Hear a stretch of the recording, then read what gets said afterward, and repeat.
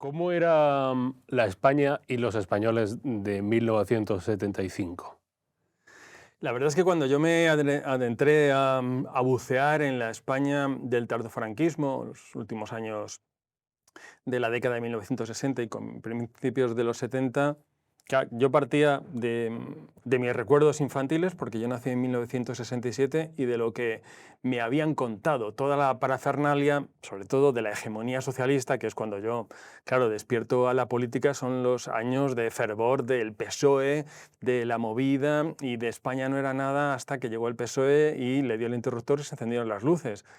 Y la sorpresa fue mayúscula, porque me encontré una España muy orgullosa de sí misma.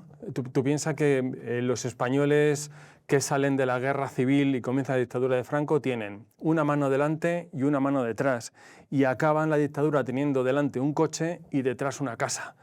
Y eso no se lo deben al régimen. El régimen pone las estructuras, pero es la gente, la sociedad, la que genera esa riqueza y ese bienestar.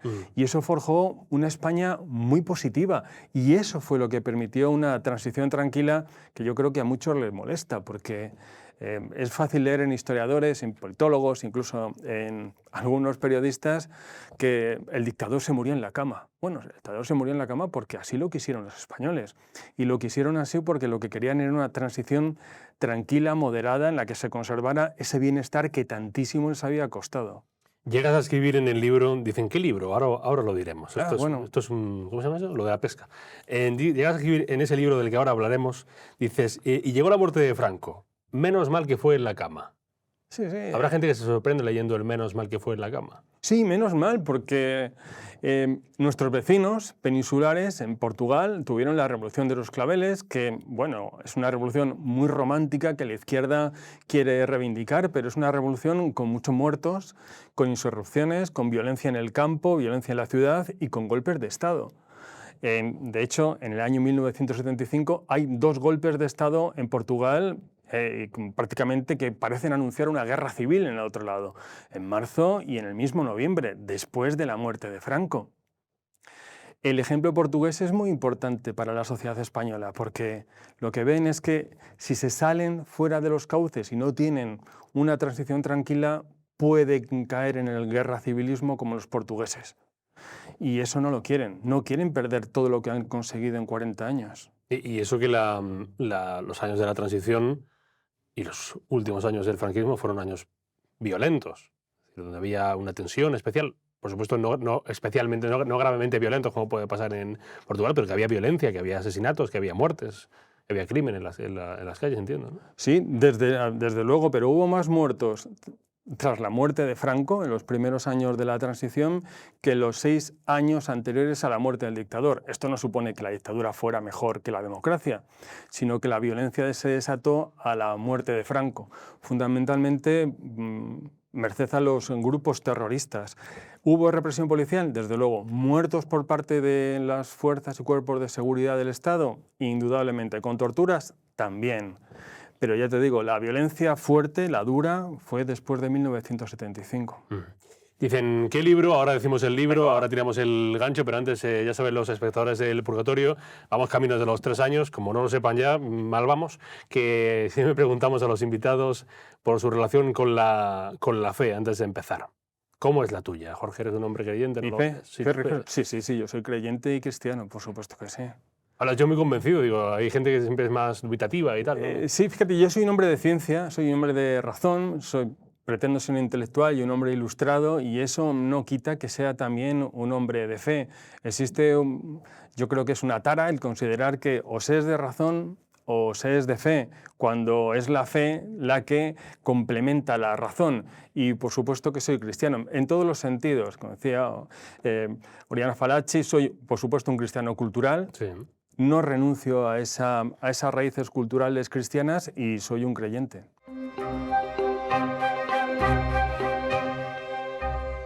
Pues Jorge Vilches, bienvenido al Purgatorio. Gracias por estar con nosotros.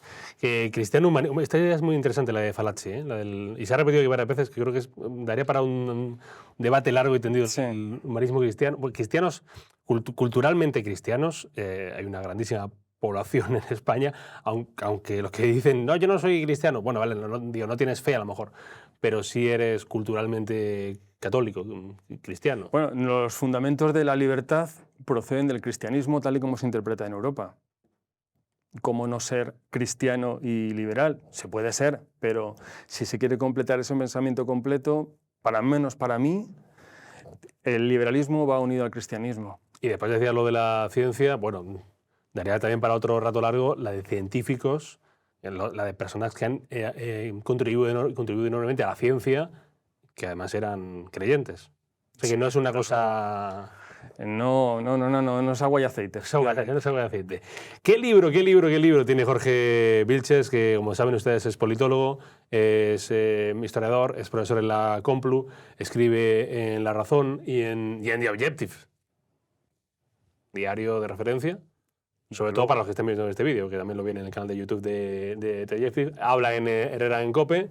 Y si lo pillan por alguna entrevista, por alguna conferencia, que le invitan y demás. Y Jorge tiene un nuevo libro publicado en la Esfera de los Libros, 1975, Esta España viva, esta España muerta, que es este libro donde yo me lo he pasado, realmente viene de decírtelo, este pasado fin de semana, que he estado leyéndolo, me lo he pasado muy bien con tu libro y con la peli de Paul Thomas Anderson, con la de Nueva de DiCaprio, que también me ha gustado, me ha gustado mucho. Pero digo, casi al mismo nivel ambos formatos. De Paul Thomas Anderson era una novedad, pero esta también ha sido para mí una novedad. Y lo explico, ya que me dejas este minuto, lo hago. Si puedo dar mi opinión. Claro, yo obviamente no nací, ni con Franco, ni vivo ni en los años primeros de la transición, ni siquiera cuando gobernaba el PSOE de Felipe González. Y demás. O sea que mi visión en ese aspecto es muy virgen de los años, últimos años, estertores del franquismo y el comienzo de la transición a la democracia. Y como bien dices en el libro, a veces tenemos, incluso los que habéis vivido muy de niños esa etapa, tenemos lo que nos han contado, lo que nos ha ido llegando, los retazos de una España que a veces tendemos a ver demasiado gris o demasiado oscura, o demasiado bruta en algunos aspectos, ¿no? Y me ha fascinado mucho conocer desde el lado cultural, desde el lado sociológico, desde el lado televisivo, hasta las revistas satíricas de Hermano Lobo, del Papus, del cine del destape que ya empezaba, de la clase política, ver ese movimiento cultural, esas ansias, no sé si tanto de democracia, pero al menos sí de mayor libertad en los españoles, esa lucha por querer mejorar el país, pero tampoco llegar a la violencia. Me parece un retrato de un año del que ahora vamos a hablar mucho, estamos hablando mucho, porque como saben, el gobierno promulgó esto del año Franco, y ahora cuando ya se van a cumplir 50 años, el próximo 20 de noviembre, de la muerte del dictador, se va a hablar más todavía de cómo éramos los españoles del 75, ¿no? Y cómo era esa España. Y el reflejo que nos da, que me ha dado al menos a mí este libro, es que no... Sería estúpido pensar que los españoles de hoy somos mejores, o somos más listos, o somos más inteligentes, o creemos entender mejor el mundo, ¿no? Y lo de antes era una cosa atrasada y demás. No sé si me compras esta reflexión que he tenido leyendo el libro o no. Sí, es un pensamiento bastante común el considerar que nuestro presente es perfecto en comparación con el pasado. Y, hombre, los historiadores sensatos sí que recurrimos a la documentación y que no forjamos relatos para sostener un discurso político, ya que has hablado del año Franco, sino que, oye, vamos a los testimonios de la época. Yo he utilizado muchos testimonios de socialistas, de sus memorias y la prensa, tanto la del movimiento como la que estaba tolerada, incluso prensa clandestina. Y lo que me han demostrado ha sido una España luminosa, orgullosa, en crecimiento, que disfrutaba, que no tenía nada que ver con ese páramo cultural y social, y una España bastante, de la que podríamos estar bastante orgullosos nosotros. Yo soy de Chamberí, nací en el año 1967, y al investigar para el libro, descubrí facetas sobre mi infancia, pues que con ese relato posterior se me habían ocultado o me las habían presentado como algo negativo. Pero la vida de entonces era una vida muy familiar, muy de vecinos, muy de barrio, muy de salir a jugar a la calle, muy de ir al mercado, de ir a los kioscos, que ahora prácticamente no hay kioscos, y que esos kioscos fueran una ventana al mundo de todo tipo de cosas, de publicaciones periódicas, de revistas, de libros, de coleccionables, de cromos, de tebeos, de chuches, de cualquier cosa. De la vida en los colegios, nos conocíamos todos en el barrio, era una vida bastante, en ese sentido, reivindicable y de la cual sentirse orgullosos. Nuestros padres trabajaron mucho y nuestros abuelos mucho más. Es lo que te decía al principio. Ellos salen de una guerra con un país absolutamente empobrecido y consiguen solamente sobre su esfuerzo y su trabajo el ir del campo a la ciudad, de trabajar sin jornadas, por la mañana, por la tarde, de ahorrar, de comprar, de hacer crecer este país, de salir fuera. La emigración española fue impresionante, no solamente por esa valentía, porque hay que ser muy valiente para dejar tu país e ir fuera para ganar dinero y enviárselo a tu familia, sino porque trajeron también a España nuevas ideas y nuevas formas de vivir.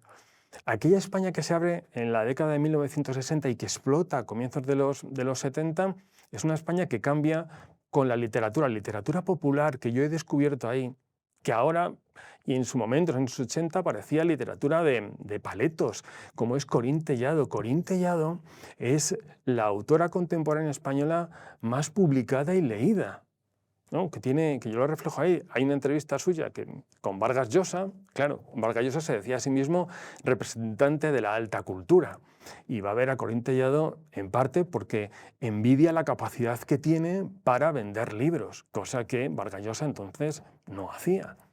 Y la viene a decir que su tarea es positiva porque acerca a la gente que apenas sabe leer, que no era cierto, a la literatura buena y de alta librería como era la suya. Ahí todo ese supremacismo moral que nos inculcaran a los que nos llegamos a la juventud en los años 80 fue tremendamente negativo porque ocultó esta España del 75. ¿Cuáles son los mayores mitos que tú tenías en la mente y que has ido desmontando o que te has ido desmontando a ti mismo conforme escribías y pensabas y estudiabas sobre el libro? La clase política, mediática y cultural que hace la transición se envanece de haberla hecho y engorda el relato. Cuando engorda el relato, crea una serie de mitos. Por ejemplo, ese mito de un pueblo español volcado hacia la democracia, que ansiaba la democracia como el respirar. Y eso no es cierto, no es cierto. Lo que ansiaban los españoles era vivir tranquilos, en orden y mantener su bienestar. Y no lo digo yo, es que lo dicen no solamente los testimonios. Recojo un testimonio de Tierno Galván, del Partido Socialista Popular, que no es sospechoso de pertenecer a la fachosfera del pasado. Hoy le calificaríamos o entonces de progre, y él escribe sus memorias, tiene la mala suerte de publicarlas en febrero de 1981, coincidiendo con el intento de golpe de Estado. Y él cuenta que los españoles ven la muerte de Franco como un espectáculo, y al día siguiente los españoles lo que están esperando es qué película echan en el cine, quién juega este fin de semana en el Bernabéu, qué novela voy a comprar, qué echan en la tele, me voy a ir a un picnic a comer con los amigos, me voy a un guateque. La música entonces es excepcional. Lo que ahora decimos, ¿cuál es la canción del verano? La primera canción del verano es en 1975 con Georgie Dan, por ejemplo. Es una época excepcional en ese sentido. El Bimbo. Entonces los mitos es ese, el Bimbo, exacto. Sí, sí. Mito eso, es el pueblo español volcado. No era cierto. El segundo mito, la gran oposición del Partido Socialista al franquismo. Eso tampoco fue cierto. No fue cierto en dos sentidos. Por un lado, porque el PSOE fue la niña bonita del régimen a partir de 1973, 1974, fundamentalmente por una posición estratégica. Era preferible un PSOE apoyado por las democracias europeas y por Estados Unidos, por la Internacional Socialista, que en privado, como hizo Felipe González al SPD, a la socialdemocracia alemana, al embajador norteamericano, decirles que apoyaban a Juan Carlos en su transición a la democracia, bueno, era preferible eso a la ruptura que predicaba el Partido Comunista. Es decir, el PSOE fue un partido tolerado. Felipe González consigue su pasaporte para salir de España en 1973, lo consigue en Castellana 3. Castellana 3 era donde estaba Presidencia del Gobierno. Claro, y entonces el mito ese de la oposición socialista al franquismo se me cae. Se me cae también porque sí es cierto que hubo dos tipos de represión, mientras que todos ellos, los dirigentes socialistas y también los comunistas, mantenían cierta bula, es decir, el régimen sabía dónde estaban, con quién se reunían y cuándo. Y con ellos tenía cierta manga ancha, pero con quien era muy duro, llegando a la tortura y al asesinato en algún caso, eran con los militantes de base. Hacían una distinción. Por una parte, toleraban a los dirigentes, pero por otra eran muy duros con los militantes de base. Y a mí ese mito se me cae, es decir, todos estos dirigentes antifranquistas que se ponen las medallas de haber luchado contra Franco, en realidad los que lucharon verdaderamente contra Franco y sufrieron la represión fueron los militantes de base, no fueron ellos. Pero de todos modos es curioso, hablando ya del PSOE, es verdad que el verdadero papel de oposición durante el franquismo fue el Partido Comunista Español, que el PSOE estuvo pues eso, ausente durante, supongo yo, los 40 años de dictadura, o ausente o muy minoritario en su... Básicamente un partido muerto que refundó Felipe González en Suresnes y demás. Pero ¿qué pasa en España para que 7 años después de la muerte de Franco el PSOE alcance esa mayoría absoluta, esos 202 diputados? ¿Cómo sociológicamente cambia España para que de repente en apenas 7 años se produzca ese cambio, ¿no? Del franquismo y de la dictadura a la democracia con un PSOE atronador? Pues, en primer lugar, al retrasar la legalización del PC por encima del PSOE, al PSOE se le permitía una propaganda que consiguió que el PSOE fuera el hegemónico en la izquierda. Lo que no se quería en Europa es que el PC fuera la fuerza hegemónica en la izquierda española una vez que se pasara a la democracia.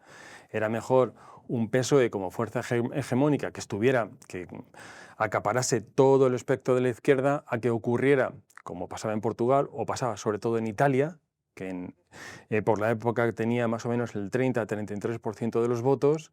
Era mejor que esa hegemonía la tuviera el PSOE a que la tuviera el Partido Comunista.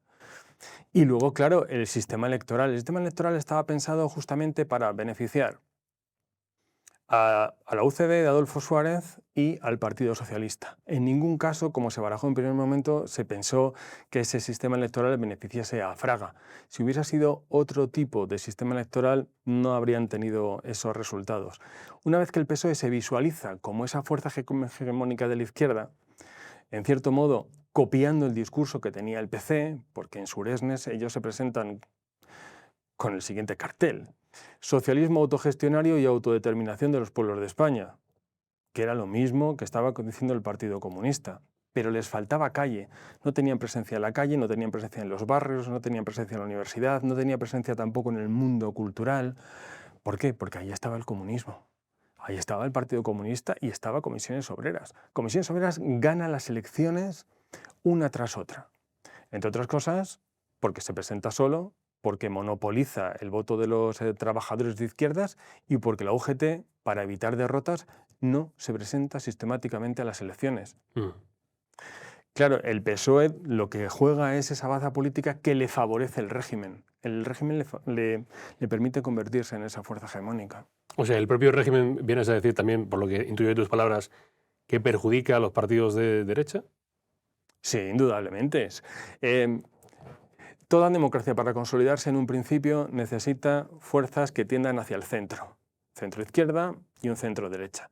Y en el caso español es el Partido Socialista, que se configura como un centro-izquierda porque a su izquierda tiene el Partido Comunista, y la UCD, que se aleja de lo que podría considerarse una derecha extrema, que tendía todavía o que tenía nostalgia del franquismo. Blas Piñar, ¿no? Sí, y en algún caso Fraga, que los primeros momentos de Fraga en el reinado de Juan Carlos I son bastante negativos, porque se ocupa del Ministerio de la Gobernación y sobre él recae toda la represión, la más dura, y eso carboniza su carrera política para siempre. Y entonces esos dos partidos de centro, bueno, pues son los que consiguen sacar un régimen adelante, pero eso es un clásico de todas las democracias que dan los primeros pasos, tener dos partidos que tiendan hacia el centro. El franquismo fue una dictadura, como fue el régimen nazi de Hitler, como fue el régimen fascista de Mussolini, pero ¿hay diferencias notables entre el franquismo, el régimen de Hitler, el régimen de Mussolini? Sí, claro, muchísimas. O sea, es decir, el régimen de Franco fue un régimen autoritario de pluralismo limitado. Eso en la sociología, desde Juan José Linz, está así establecido. Es decir, según se va avanzando, las libertades son cada vez más amplias. Pensemos, por ejemplo, que en los últimos años, Ricardo de la Cierva, luego autor e historiador de corte franquista, permite que en las librerías y en las clases, en las calles, se publiquen libros de izquierda de Carlos Marx, de Friedrich Engels, y que circulen en España, no sé, por ejemplo, Tuñón de Lara, que era un estalinista que escribió la España del siglo XIX y la España del siglo XX, que se convierten en bestseller en el año 1974-75. Tienes a un comunista siendo bestseller en España. Y Ramón J. Sender, igual, otro comunista, con Requiem por un campesino español, otro bestseller en España, en la España del tardofranquismo. Es decir, hubo una cierta apertura. Y eso lo ve enseguida, lo ve la administración norteamericana, pero lo ve también gente que viene de los países del este. Cuando Solzhenitsyn llega a España, sabes que huye de la Unión Soviética, se maravilla de que aquí en la España de Franco y en el año 76 se pudiera circular libremente por la calle, se pudieran comprar libros sin restricciones y lo que más le sorprendió, dada claro su experiencia en la Unión Soviética, es que se pudieran hacer fotocopias sin pedir permiso. Sí. ¿Por qué duró tanto el franquismo? Bueno, el franquismo no es un bloque monolítico. El franquismo fue pura adaptación, tanto exterior como interior. Exterior, bueno, desde el comienzo tienen una preferencia por las potencias del eje, por la Alemania nazi y la Italia fascista, y en cuanto ven que ahí tienen mucha perspicacia, que el eje va a caer derrotado, ellos declaran la neutralidad. ¿Por qué? Declaran la neutralidad y que el régimen de Franco va a ser un régimen español, que era muy propio de la época, el régimen propio. Y eso les permite sobrevivir. Pasan una primera etapa en la que Falange es la que domina la política española y establece los parámetros políticos y los parámetros económicos. Cuando esto fracasa, el régimen no se hunde, sino que el régimen se renueva y entra en una fase tecnocrática que es la del desarrollismo.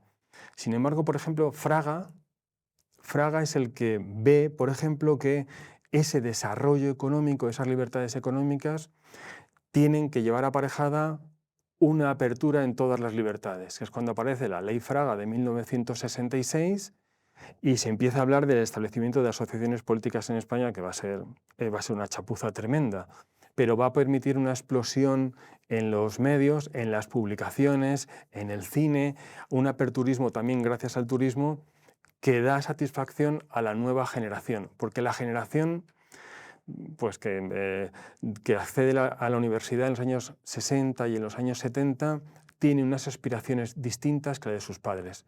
Y eso es porque el franquismo se ha adaptado a la nueva generación. Se ha adaptado sin conseguir atraérsela.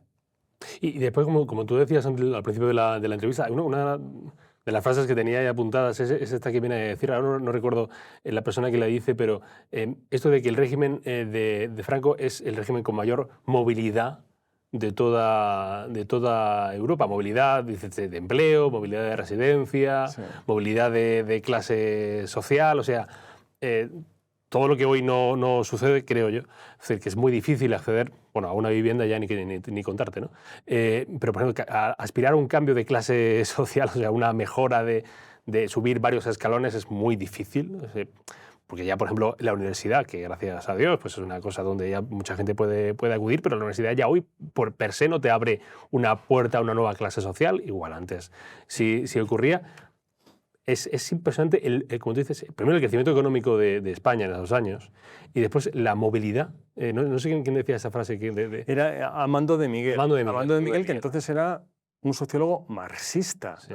Y él le entrevista a la televisión italiana y él cuenta pues, que el desarrollo de España, no había muerto Franco todavía, el desarrollo de España está a 4 años del de Italia. Y dice que uno de los motores de ese avance es la facilidad para el cambio social. Dice, en todos los sentidos. Es decir, hay una movilidad social del campo a la ciudad que permite ese progreso, hay un éxodo evidente. Hay un acceso a la universidad, sobre todo desde finales de los años 60 y en adelante, también de las mujeres, a pesar de lo que dijo el ministro, iban y de forma abundante a la universidad. Y hay una posibilidad de ascenso social que no hubo antes porque ha mejorado también muchísimo la educación. Hay una preocupación del régimen también por la alfabetización de los españoles. Sí es cierto que las generaciones de posguerra tienen un déficit de... no saben leer, no saben escribir, y al final del régimen hay programas para alfabetizar a esas personas. Es decir, sí que hay un interés en ese ascenso social, en transmitir educación y cultura. Ocurren fenómenos que cuento en el libro, como es el círculo de lectores.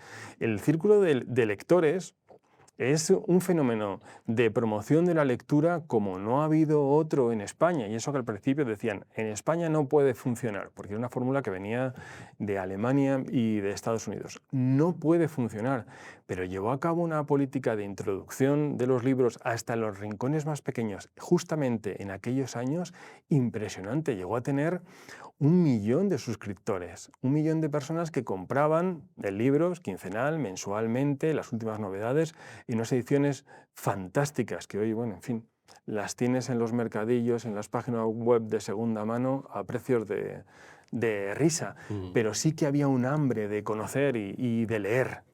Decías una cosa interesante, lo de la complejidad del régimen, o sea, las distintas familias que había dentro del franquismo, porque quien no conozca un poco de la historia del franquismo, que como dices fue un régimen que fue adaptando y fue cambiando mucho y tuvo momentos críticos de los que fue sorteando con diferentes políticas, bueno, hay ese paso de los tecnócratas, donde tuvo ese crecimiento.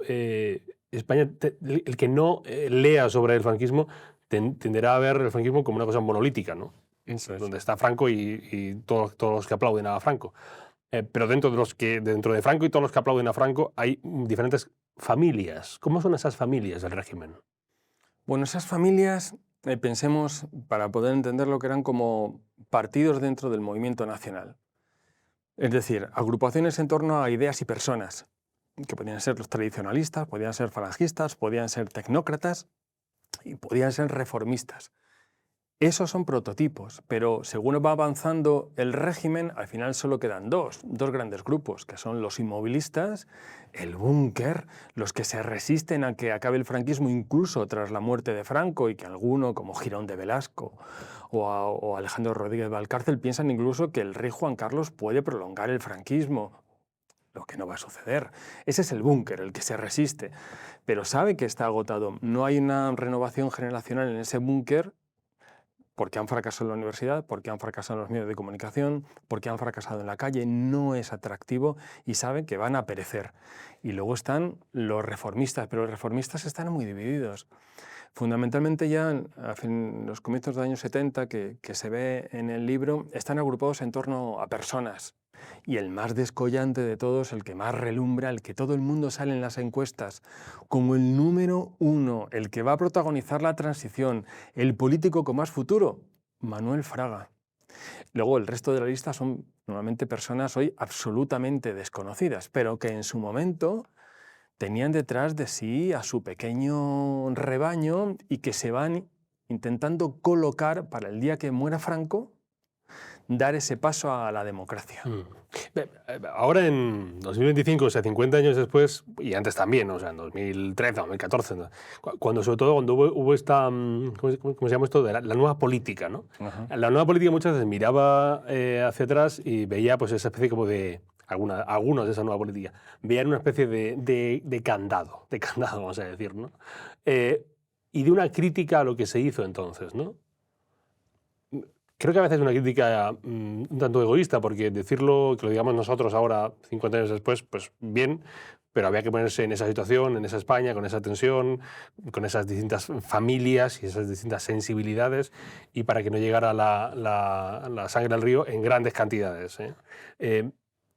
¿Tú qué les dirías a todos aquellos, digamos, críticos con lo que se hizo después de la muerte de Franco, con lo que se hizo para llegar a esa democracia en España, con esas críticas que se hacen desde este presente a ese pasado? Yo creo que si ahora las cosas nos salen mal, solamente tenemos la culpa nosotros. La responsabilidad de lo que nos está ocurriendo ahora con este gobierno, con las autonomías, con el independentismo, la tenemos nosotros ahora. No la tuvieron personas de hace 40, 50 años. Delegar la responsabilidad en aquellos hombres ahora es muy sencillo, porque nos exime de responsabilidad ante lo que hacemos nosotros. Si ahora no nos funciona es por culpa nuestra, porque bien podríamos recuperar ese espíritu de la transición o al menos algún mínimo de conciliación en lugar de estar polarizados para llegar a alguna nueva fórmula de acuerdo y salir adelante. Si no se quiere es porque falta voluntad y porque fallamos ahora. Ahora bien, esto no quita que la transición tiene su relato fundacional, porque lo necesitaba, es decir, los padres fundadores de la patria constitucional, que son los redactores de la Constitución, tiene sus grandes hombres, sus momentos épicos, porque hizo falta ese relato y ese anclaje sobre el cual edificar la democracia y separar ese momento de la dictadura anterior. Eso es también un clásico de todas las transiciones y pasos a la democracia. Se crea ese relato, en cierta parte, mitificado de lo que pasó. ¿Qué ocurre? Que todo lo que se mitifica, evidentemente, contiene una falsedad. Y para eso estamos los historiadores, para desmitificar, que me preguntabas al principio, ¿cuáles son los mitos? Oye, los mitos son pues todo aquello que se hizo mal, pero ahora no se quiere contar, o todas estas cosas que se cuentan o que se engordan del pasado que realmente no existieron. Para eso estamos los historiadores. Pero la transición, y lo veremos, espero que lo sigamos viendo con el paso del tiempo, tuvo más aciertos que errores, muchos más. ¿Qué queda del franquismo en la España democrática de 2025? Digo, ¿qué queda? Aparte del tópico, por irnos al tópico, aparte de los pantanos, ¿y qué queda de ese franquismo? Lo único que queda del franquismo es el antifranquismo, no queda nada más. Sí, el antifranquismo es un discurso político que sirve pues, para ocultar cosas o para agrupar a gente que rechaza una dictadura que ya pasó. Los españoles de 1975 decían, ¿por qué vamos a hablar de la guerra civil si nosotros no la hemos vivido? No queremos resucitar esos rencores ni esa forma de transitar la política. Queremos otras formas de hacer las cosas. Si ahora la hemos recuperado, sobre todo gracias a Zapatero y a este Partido Socialista, es porque la utilizamos como un discurso político para cavar trincheras y enfrentarnos al adversario, pero no porque la guerra civil esté en la mente de la gente. ¿Crees que España es un país que nos hace, que mira o que nos hace mirar mucho al pasado? Sí, pero no más o menos que otros. Lo hacen todos. Lo hacen los alemanes, lo hacen los franceses, lo hacen los italianos, lo hacen los norteamericanos. Hay una ola de estudio del pasado en Estados Unidos muy profunda, mucho más que aquí. Ellos incluso se laceran más con su pasado esclavista, no sé, de Washington o de Jefferson, de todos los fundadores de la patria, diciendo que son detestables porque, por ejemplo, tenían esclavos, ¿no? Es decir, allí el revisionismo histórico en ese sentido es mucho mayor que aquí. Es que al final cada país tiene sus sombras, pero que es normal. Sus traumas. Y sus traumas Sí. colectivos. Sí, sí. O sea, me han pasado... Bueno, en 2036 se cumplirán 100 años del inicio de... 2036 es pasado mañana, quiero decirte, tal y como avanzan los años. 100 años del inicio de la guerra civil y seguiremos hablando de la guerra civil, pero bueno, que pasará en Estados Unidos también, supongo, ¿no? Que seguirán hablando de ese tipo de temas. Claro, aquí nos queda, por hablar de la guerra civil, por lo menos hasta que pase el centenario, nos quedan 12, 15 años, lo siento, pero No, eso sí, sí. es lo que hay. Sí, seguimos dándole vueltas Sí, sí. Además será un fenómeno político, un fenómeno editorial, tendremos multitud de películas y demás. Claro, pero es curiosa esa sensación, claro, que digo que yo no he vivido, pero me entiendo que vosotros sí, que se hablaba más de Franco en 2007 que en 1997. Sí, indudablemente. O sea, en los años 80 y los años 90 Franco daba igual. Franco da igual. Quien lo cambia es Zapatero, aunque González tuvo su ramalazo, intentó a partir del 96 sacar el franquismo y vincular a Aznar, porque iba a ganar las elecciones con el franquismo. Quien realmente saca a la vida política, quien resucita a Franco es Zapatero. Como hombre conocedor de la historia, es curioso porque en España uno de los adjetivos que más se usan en el día a día político, no solamente por parte de políticos, sino por parte de los usuarios de redes sociales, del día a día de la calle, no es franquista. A la gente no se le dice como insulto, eres un franquista, sino eres un fascista. Generalmente se usa mucho más el fascista. ¿Por qué? ¿Por qué se pone la etiqueta fascista? Sí. ¿Por qué fascista más que franquista? Hombre, hay estudios sobre eso. Sí. Es decir, sí, el uso de palabras como fascista y nazi sirve para poner punto a una conversación, a una discusión. Es decir, tú y yo estamos debatiendo sobre cualquier cosa, sobre, no sé, Israel y Hamás, o sobre los impuestos, Sí. o sobre la sanidad, sobre lo que sea, y hay un momento en el que tú, para contrarrestar mis argumentos, no puedes y recurres al es que eres un fascista. Con lo cual ahí se rompe la conversación y se rompe el debate. Eso está así desde Leo Strauss, que habló del recurso a Hitler como una forma de interrumpir un diálogo, una conversación. Se ha convertido en una etiqueta que le colocan a todos. Se la han colocado, por ejemplo, a Donald Trump. Claro, los que nos dedicamos a la ciencia política y a la historia sabemos que Donald Trump no es un fascista. O Meloni, sabemos que Meloni no es una fascista. El fascismo es un fenómeno muy del siglo XX que acaba en 1945. Hay algunos que hablan de fascismo 2.0. Ya, claro, en fin, podemos poner una etiqueta para vender, pero es otra cosa muy diferente. Es como progresista, dices, progresista.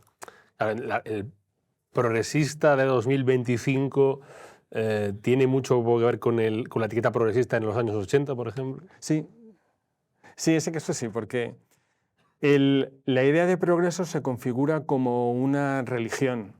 Es decir, es el sacrificio de todo el presente y de la tradición en aras de un paraíso que se promete en el futuro. Pero el progreso nunca llega.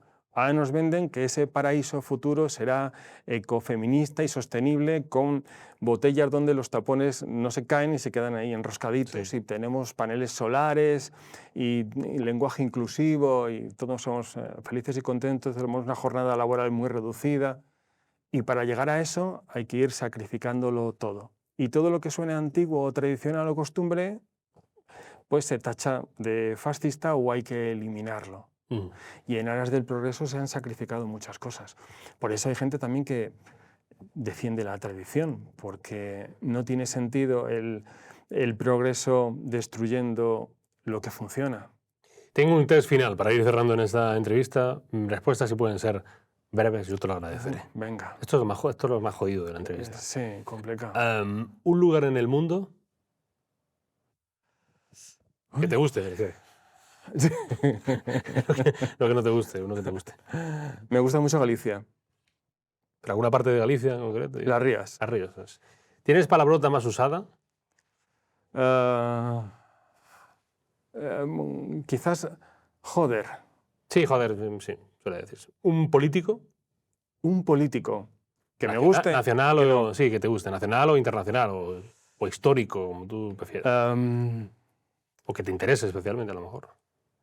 De la política nacional, fíjate, yo creo que a Ayuso en este caso, también por razones. Y de la política internacional, es que yo soy muy fan de la política internacional, entonces todos me parecen interesantes, de Xi Jinping a Putin, a Trump o Netanyahu. pero sí quizás de la política nacional, que me parece que tiene una personalidad más peculiar y quizás con más proyección de futuro, sea Ayuso. ¿Una película? Wow, una película, La Guerra de las Galaxias. ¿Un libro para regalar, aparte del tuyo? Un libro, joder, ese sí que es una... Bueno, pues o pregunta el libro que difícil. estás leyendo ahora mismo. Los libros que estoy leyendo ahora mismo. Mira, pues estoy leyendo uno de González Ferriz que se llama La otra Guerra Fría, que me está gustando. ¿Un hecho histórico que te hubiera gustado presenciar? La Revolución de 1868, que fue el tema de mi tesis doctoral. Con lo cual es una obsesión tuya que tienes ahí. No, un gusto. No digo obsesión porque le dedicaste mucho tiempo, me refiero. Sí, le dediqué mucho, sí. ¿La cualidad que menos te gusta de ti? Esto es una cosa que se dice que no se diga en las entrevistas de trabajo. Soy muy perfeccionista, pero de verdad que es Esto nadie te va a creer, un Jorge. problema. O sea, no es un problema. Por ejemplo, tú sabes que yo envío artículos a esta casa. Sí. Nunca están, para mí, jamás están terminados. No están bien, nunca O sea, tienen de estar... Las puñeteras comas, ese tipo de cosas, los sinónimos. No, se pasa mal, se pasa mal. Sí, sí, sí. Ese perfeccionismo es Se pasa. lamentable. ¿Cocinas o te cocinan? No, cocino yo. Desde ¿Dices pequeño. ¿Dices con una confianza? Digo, No, desde pequeño. Sí, sí, sí. en ese aspecto eres soberano. Hombre. Soberano, autosuficiente. Libre. Sí. ¿Alguna especialidad? Me gusta mucho el arroz. ¿Un deporte para verlo, para practicarlo? Me gusta mucho ver fútbol, pero yo practico yoga. ¿Yoga? Hago yoga Qué vinyasa. Sí. interesante, yoga. Sí, Estuve sí, leyendo este verano a un libro de Carrer que no me gustó para nada, pero no por el yoga, sino porque no me terminó de convencer Ajá. Carrer, que se llama Yoga, el libro de Emmanuel Carrer. Y el tipo te contaba que él hacía yoga, practicaba Sí. yoga. No, me parece un mundo interesante el yoga, ¿eh? Es muy interesante porque combina cuerpo y mente y te permite un control de tu cuerpo que otras disciplinas no te permiten. Yo he hecho karate durante muchos años y soy cinturón negro.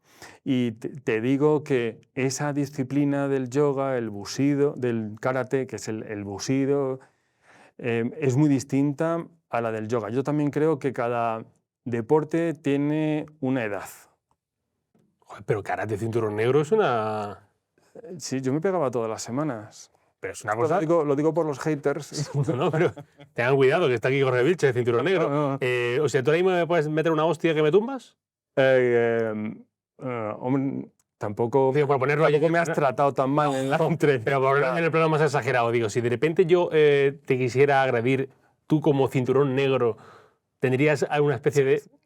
Golpear a alguien siendo cinturón negro es como utilizar un arma blanca. Claro, que eso Pero yo era muy partidario de los mawasis, queréis que sea una patada muy especial. ¿Qué es un mawasi?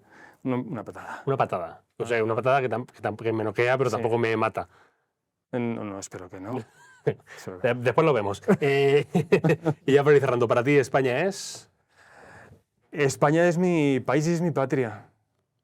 Yo no soy nacionalista, pero sí me gusta mi país. Yo soy patriota en ese sentido. Yo quiero lo mejor para mi país. No lo considero mejor que ninguno ni peor que otro. Y sí, me gusta mi país con sus defectos y sus virtudes, con la gente que no quiere ser española y con quien quiere serlo. Sí me gusta mi país. ¿Y para ti The Objective es esta casa? Es mi casa. O tú llevas ya mucho tiempo subiendo aquí. Sí, claro que sí. Igual... Y tan a gusto, y sobre todo viendo el crecimiento que hemos tenido en los últimos años gracias a nuestro trabajo, muy satisfecho. Jorge Vilches, aparte de Cinturón Negro, tengan cuidado con él. Ha escrito 1975, Esta España viva, esta España muerta, que era la letra de la canción de Cecilia, que no se pudo cantar, Eso es. porque había una... Al régimen no le gustaba, digamos, lo de la España muerta no le gustaba. No. Es un libro que yo creo que es interesantísimo, sobre todo en este año, 50 años después de aquel año en el que Lola Flores nos dijo que iba a ser un año para... ¿Cómo era lo que dijo Lola Flores? Es que el libro empieza con eso. Lola Flores. Con ese vídeo de Lola Flores felicitando 1975, que decía ella, esto va a ser un año que no se va a poder aguantar. No se va a aguantar, sí. Yo me lo he pasado muy bien escribiendo el libro y yo creo que los que lo lean se lo van a pasar muy bien. Jorge, gracias por venir al Purgatorio. A vosotros. Quede con Dios. Gracias a ti, igualmente. Gracias.